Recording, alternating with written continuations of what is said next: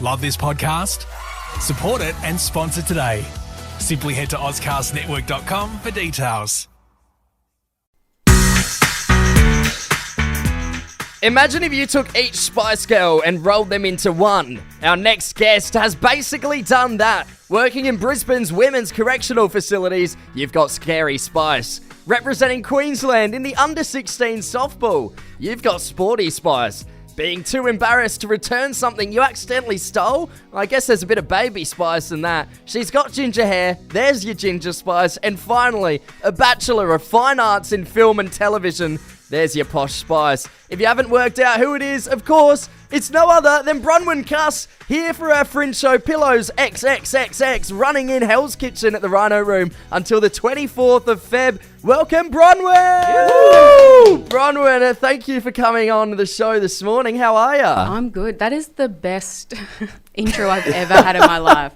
When you were getting to Posh, I was like, they've got nothing for Posh. We've always got something for Posh. I was going to say, are you a fan of the Spice Girls? Because it was an obscure take to do that for the intro for sure. You took a risk and it paid off. Good. Yeah, Alright. big fan. Thank God for that. So, Bronwyn, you've got to tell us about this show. What's it all about? Look, basically, yeah, I have stolen $300 off a much more famous comedian. Accidentally. I just haven't given it back. Yeah, okay. So obviously that kerfuffle happened. Do you reckon that comedian knows you've taken the money? Is there an inkling on their behalf? I've been on lineups with them and I'm trying to figure it out, but Yeah. they're not giving anything away. But they're famous enough not to notice $300. $300, yeah. right? Okay. right, What okay. sort of ballpark figure are we looking at in terms of their famousness? Are they American? Do they do the Oh no, worldwide they're stuff? local, but they are on the telly. That's as much as I can say. All right. Keep it secret. I mean, I've got one more question about the Yeah, $300. Was it cash or was it a transfer? It was an accidental transfer, which I Okay. just didn't give back. All right. Well, there's a little bit of mystery there. How are you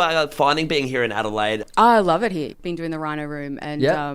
which is like such a great hub. It's such Yeah. a cool venue. Love it so much. Yeah, Yeah. I mean, it's a bit of a hot spot here in Adelaide at this time to meet up with all different comedians and stuff. Do you have any... Are all the comedians mates? Like, when you come down, are you all hanging out together? Yeah. Yeah, it's just like a bit of a holiday down here. It is. It's pretty great. Everyone who's on at the Rhino Room where I'm at the moment are like mates of mine from Sydney or Melbourne, Brisbane, and Yeah. it's cool because there's people you don't get to see as often because they're interstate. So Bronwyn, also wanted to ask, obviously we talked about before that this whole story of the new show is you accidentally stealing the money from this comedian. Would you ever have any sneaky suspicions about any comedians stealing money from you? no, I'd note it. Like, You'd notice, would you be I'd pretty be like, immediately? Yeah, you'd be pretty on the ball. yeah, I'd be like, I need that back. Whether it was half a chapstick or $300, you're yeah, onto I'm it. on it. Yeah.